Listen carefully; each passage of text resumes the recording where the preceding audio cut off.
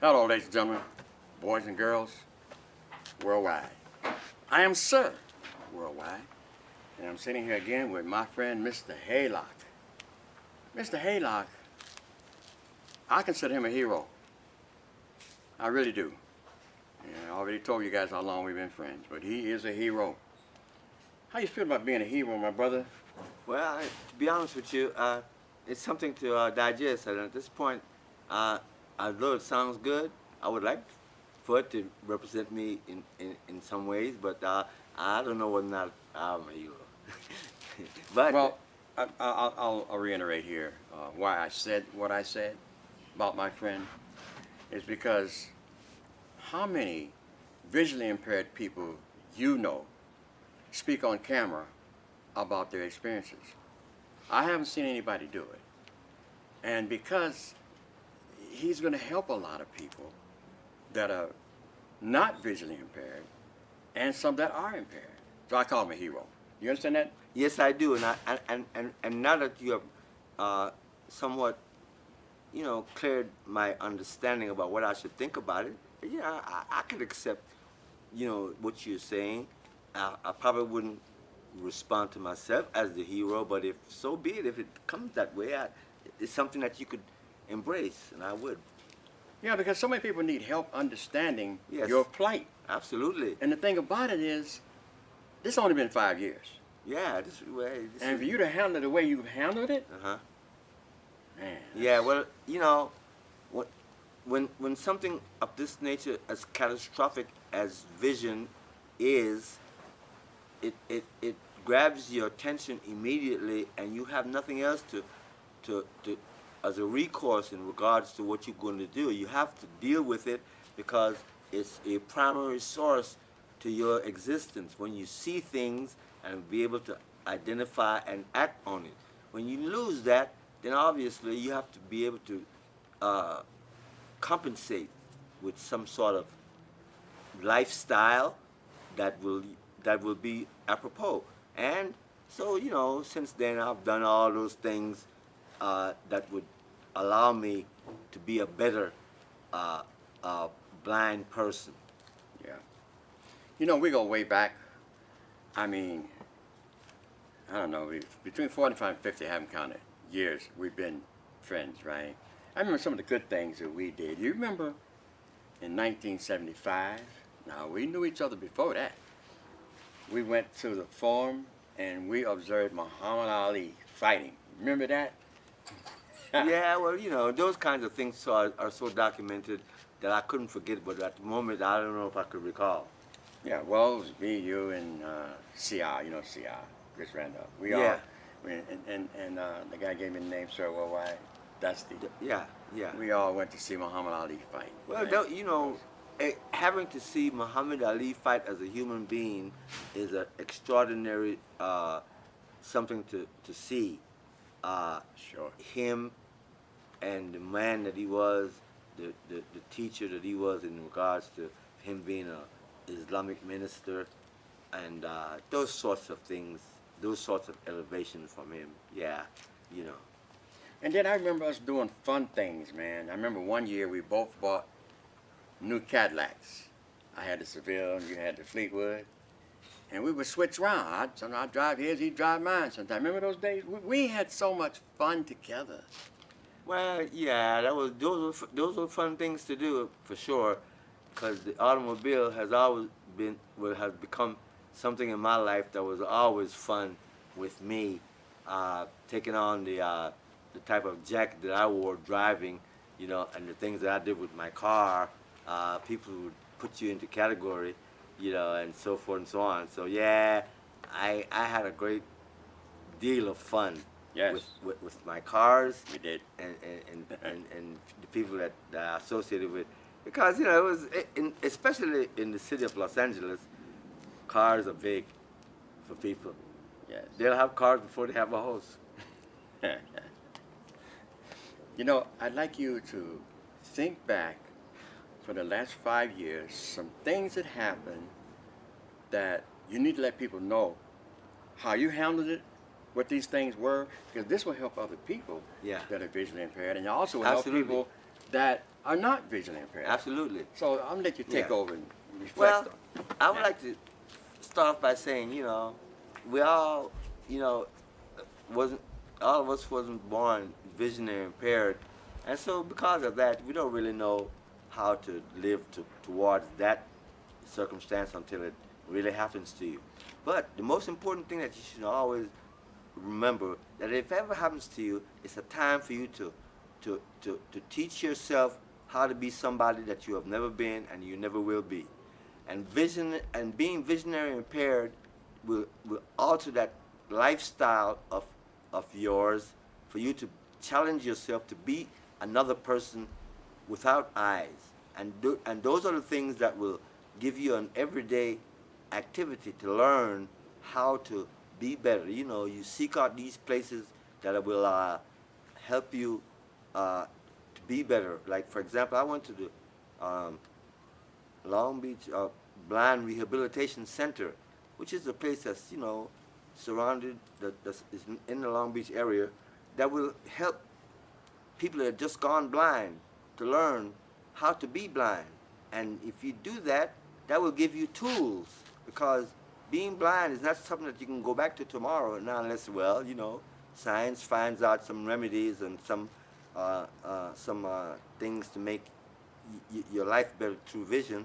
But right now, I don't think that they have it. Once some areas of your eyes go, they can't obtain it back. Darkness becomes blindness is eminent, and So yeah, you have to really, if you're going to stay in life and be competitive with yourself and the world, you have to seek higher learning about the visionary impaired in order for you to be ready to deal with yourself respectively. Yeah. So, question for you. Go back to maybe last week or 5 years ago that something happened to you that you want to talk about. That if because you were blind, you had to handle it a totally different way than someone would handle that was not visually impaired. Well, yes. Well, I had I had a eye operation. For and it left me. I had they did something to my eyes, and because of what they did, left me visionary impaired.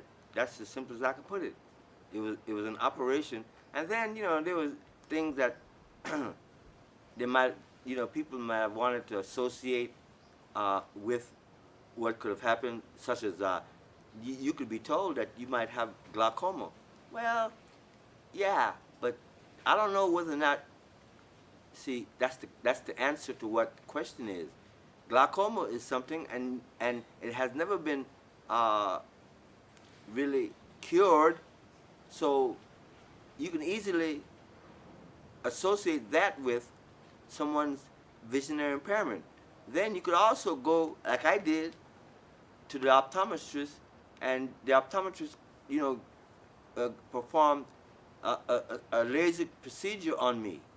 Well, after the LASIK procedure was performed on me, well then, hey, listen, next thing I know, after I come out of that, there was no return, because after that I went blind. Simple as that. And it wasn't because of anything that you might associate it with. They associate all glaucoma with black people, which what else they don't get. And I'm not trying to be ridiculous about that, and I'm just being black on that one. But yeah, the LASIK procedure hampered impaired my vision, and since, well, that's been the result of my blindness. So I remember you are a Belize boy from Belize. That's right. That's right. And you have made it clear to me Uh-huh. that you want to return to your country. Oh, I'm going to return. But to return is to say that I left. Truth of the matter, I've never left Belize. I was a child living with my parents that brought me to America. It's their story that brought me here. Ain't my story. I was born in Belize. So, you know, if there is a story, that's my story. You know, coming to America is my mom and daddy's story, which is a story that can corroborate with any black people in the Western Hemisphere going from one place to the other. So that's how you know, that's the answer to that there. But this visionary impairment situation has become, well, my life. I'm blind now. I'm blind because of things that has happened to me. I have to be very clear about what is it that's happened to me. And if you tell me that it happened because of glaucoma, well, before I was blind, glaucoma was always a problem that was never served or cured. So what are you telling me? I'm not even going there. Just saying, okay? Being visionary impaired becomes more of an absolute understanding of the person that is involved with it. Meaning that you know what made you blind. You know what caused you not to see anymore.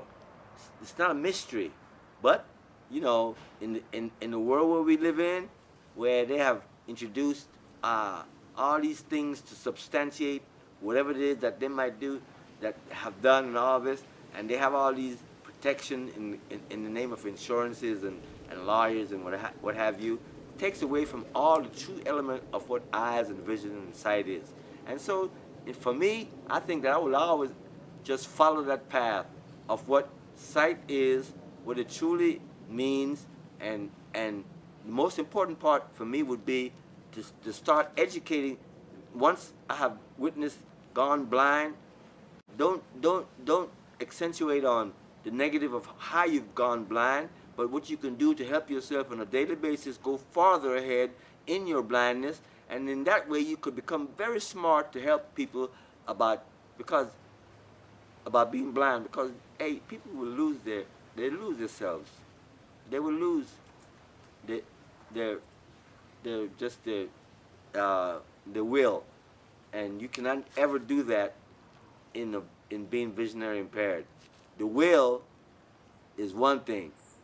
You being blind and doing what is necessary is a necessity in blindness. So you can't get the two mixed up. People do, and they get a lot of things mixed up. Medicine, you know, the evaluation of this and that and all that. But no, once you have gone blind and have seen, you really do know what the deal is, and you really, if your heart's in it, because guess what? You can get bitter, and you might not want to help no one for your bitterness that you're going through, because guess what? You won't find too many people that's helping you when you're blind to help yourself. So if you don't pick up yourself and help yourself, you will never be able to help someone else. The first thing you want to do, you want to learn about what has happened to you. The truth about it, whether or not it's favorable or not favorable, not important. The facts about it is what's important, what you're going through and how you can strengthen, restore yourself to some sort of, you know, life's eligibility, being a human being again, being, you know, a person that you can deal with everyday life without being disgruntled and looked upon as this and that and all that kind of business. You are active in your impairment, trying to get yourself to another level of understanding of how to treat yourself and deal with yourself. And once you do that, that's your graduation, and you can continue to excel. Question, Haylock. Yes. All right, you know my mom. My mom really loved this man. One day, I brought her car to her because I had returned from a foreign country. I brought her car. She had to go somewhere. And when I pulled up, she said, I can't go. You got to take me. I said, what's wrong? She said, I can't see out this eye. Turns out she had a stroke, and she lost sight in one eye. And she never drove again. I had to drive for her. This is before you went blind. So, and I watched her because we have a cousin in the Bay Area that only has sight in one eye. And she would talk to him, and that's what helped her, talking to him. And he was in his late 80s when that happened. He's still living. My mom transitioned last year, age of 91. But I'd like to ask you, what adjustments did you have to make when you realized I can't see? What adjustment did you make? Well, that's a great question, and the adjustments was immediate. First of all, your adjustments are immediate, meaning that you have no time to do anything but thrust yourself into a program that's going to give you things to help yourself. For example, when I first, when this came upon me, I was devastated, obviously, to the point. But I kept my sanity because I knew, and I knew, they say that it's a death sentence. Well, it's not really, because I'm still breathing, still alive. So I didn't never thought it was a death sentence. But what I thought was this was an opportunity for me to do something, because guess what? When I looked out and I observed the blind community, it was not nice. Okay, I didn't observe them because I never had to observe them. But when I did, and I had to, I could see the life that they were thrusted into, whether or not they come from rich, poor, whatever. When you thrust into the life of a blind person, you got to let all those things go of life that you learned, because it was never truth that was the impetus. Blindness is the truth, and the impetus is that you have to be the driver of that truth, because now you're blind, and not saying that you give up on people. No, you have to be able to show people how much you can do with yourself when you're blind, and you have to be the pillar of example for people that are looking, that have eyes, and for people that are blind that doesn't have any eyes, but doesn't have that soul to immerse into